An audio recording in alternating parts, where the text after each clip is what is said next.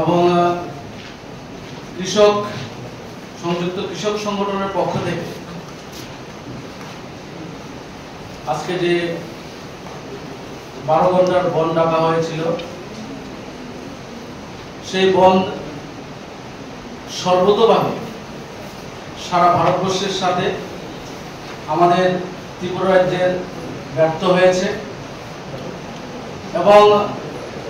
এই সর্বনাশা এবং কর্মনাশা বন্ধকে আমাদের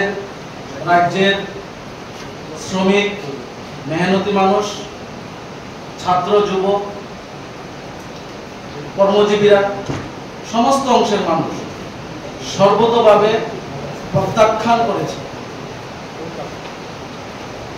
বামপন্থী নেতারা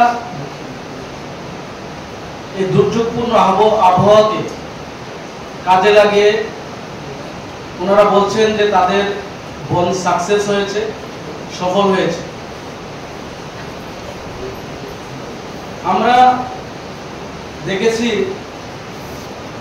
যে বর্তমান সময়ে এই বামপন্থীদের যে বন্ধের রাজনীতি, তালা ঝুলিয়ে দাও,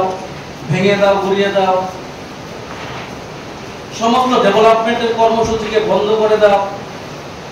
এই যে রাজনীতি তারা দীর্ঘদিন ধরে এটা করে এসেছে এবং আমরা এই বন্ধের মাধ্যমে পরিলক্ষিত করেছি তাদের এই যে মানদাতা আমলের তাদের যে রাজনীতি, সেটা এখন মানুষ আর সেই রাজনীতিতে বিশ্বাস করে না এবং তার ফলশ্রুতিতে আজকে আমরা এই বন্ধ দেখেছি সর্বতোভাবে রাজ্যের মানুষ ব্যর্থ করে দিয়েছে, ভারতবর্ষের মানুষ ব্যর্থ করে দিয়েছে। আজকে